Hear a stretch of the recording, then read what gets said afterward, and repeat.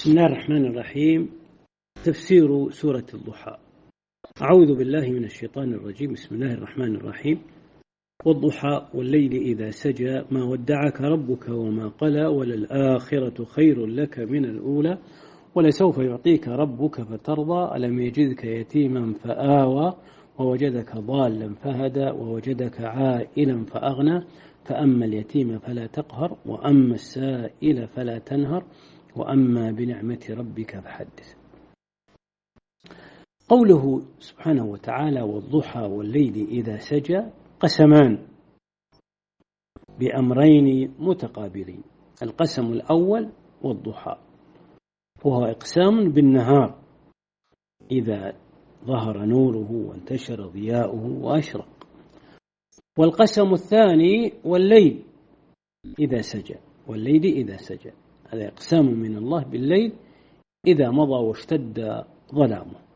ما ودعك ربك وما قلى هذا جواب القسمين. وقوله تعالى ودعك أي تركك، وقوله قلى يعني أبغض. فالله تبارك وتعالى يخبر نبيه محمدا صلى الله عليه وسلم أنه ما ترك ولا أبغضه منذ أحبه.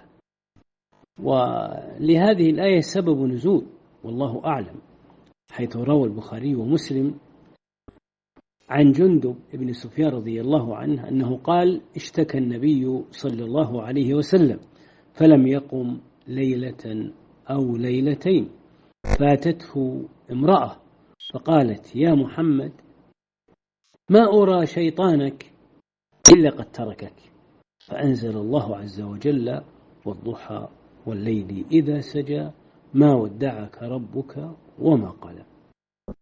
وفي رواية عند مسلم عن جندب رضي الله عنه قال أبطأ جبريل على رسول الله صلى الله عليه وسلم يعني بالوحي، فقال المشركون قد ودع محمد، فأنزل الله عز وجل والضحى والليل إذا سجى ما ودعك ربك وما قلى.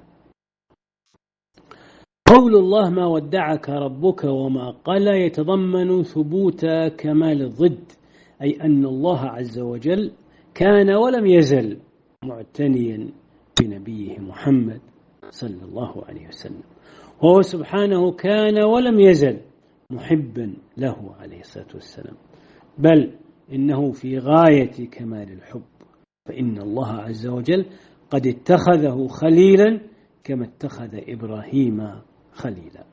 وقول الله تبارك وتعالى وللآخرة خير لك من الأولى هذا خبر آخر وهو مؤكد باللام وللآخرة، وفيه بشارة أن كل ما تأخر من شأن النبي صلى الله عليه وسلم فهو خير له من سابقه، وهذا يشمل أحوال الدنيا وأحوال الآخرة.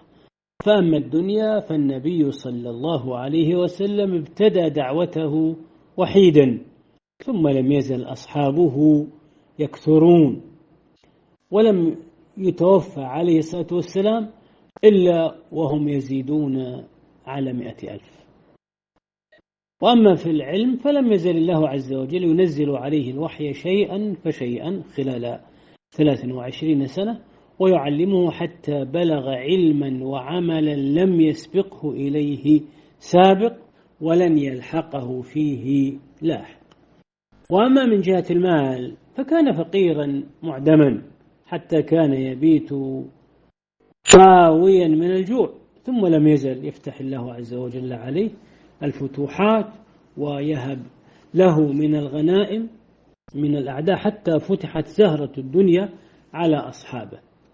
وأما في الدار الآخرة فإن الله يرفعه في منزلة ليست لأحد من البشر كلهم، ويبعثه جل وعلا مقاما محمودا يحمده عليه الأولون والآخرون. وقول الله تبارك وتعالى ولسوف يعطيك ربك فترضى، أي أن الله عز وجل سيغدق عليك النعم الدينية والدنيوية والأخروية حتى ترضى، فأعطاه الله عز وجل نعمة العلم والإيمان والعمل. وأعطاه الله المنزلة الدنيوية في قلوب أصحابه من الاحترام والإجلال، وجلبت كنوز الدنيا له ولأصحابه بعده. وأما في الآخرة فجنة عرضها السماوات والأرض. وكذلك يدخل الله سبحانه الجنة من أمته أضعاف الأمم السابقة، فأمته شطر أهل الجنة بل ثلث أهل الجنة كما ورد في الأحاديث عنه عليه الصلاة والسلام. قال الله تعالى: ألم يجدك يتيما فآوى.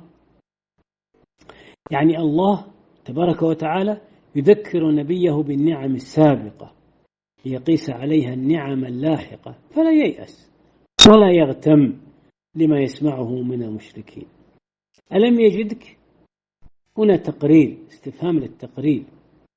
يتيما، اليتيم كما هو معلوم من بني آدم من مات أبوه وهو صغير لم يبلغ، لكن إذا بلغ زال يتمه، بقول النبي عليه الصلاة والسلام: لا يتمى بعد احتلام. وجدك ضالا فهدى. ضال يعني لا تعلم شيئا، لا تعلم شيئا، ليس معناها منحرفا. هنا الضال ليس معناها منحرفا، ليس معناها الانحراف، بل معناها أنك لا تعلم شيئا. فحاشاه صلى الله عليه وسلم من السوء، حتى كان قبل النبوة بعيدا عن الفحش والمعاصي والأخلاق الرذيلة، بعيدا عن مجالسة المنحرفين الضالين قبل أن ينزل عليه الوحي. قال تعالى: وعلمك ما لم تكن تعلم. قوله فهدى يعني فهداك وهدى بك الأمة. ووجدك عائلا فأغنى أي فقيرا، كنت فقيرا فأغناك الله وأغنى بك. فأما اليتيم فلا تقهر، يعني اليتيم اعتني به، فقد كنت يتيما، فقد كنت يتيما أنت، فاعتني بالأيتام. فلا تقهر، لا تسمع اليتيم كلاما قاسيا، لا تزجره ولا تنهره، بل تلطف معه واعطف عليه. وقول الله عز وجل: وأما السائل فلا تنهر. السائل هو الذي يطلب الشيء، ويدخل في سائل العلم وسائل المال. فسائل العلم تلطف به ولا تنهره، وأحسن إليه الخطاب.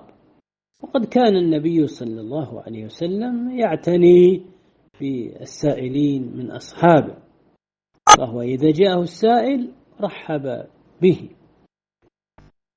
فهذا صفوان بن عسال رضي الله عنه يقول: أتيت النبي صلى الله عليه وسلم وهو في المسجد متكئ على برد له أحمر، فقلت له: يا رسول الله، إني جئت أطلب العلم. فقال: مرحبا بطالب العلم، إن طالب العلم تحفه الملائكة بأجنحتها، ثم يركب بعضهم بعضا حتى يبلغ السماء الدنيا من محبتهم لما يطلب. هذا الحديث رواه الحاكم وقال صحيح الإسناد، ورواه غيره أيضا. حتى سائل المال لا تنهره ولا تزجره، فإنه يعني أصابه الذل بمسألته، فلا تزده ذلا، وأما بنعمة ربك فحدث، تحدث مع الناس بما أنعم الله عز وجل عليك من النعم الدينية والدنيوية على وجه الشكر والثناء لله. يعني يمكن أن تقول لهم: كنت يتيما فآواني الله، وكنت ضالا فهداني الله، وكنت عائلا فأغناني الله. هذا والله سبحانه وتعالى أعلم.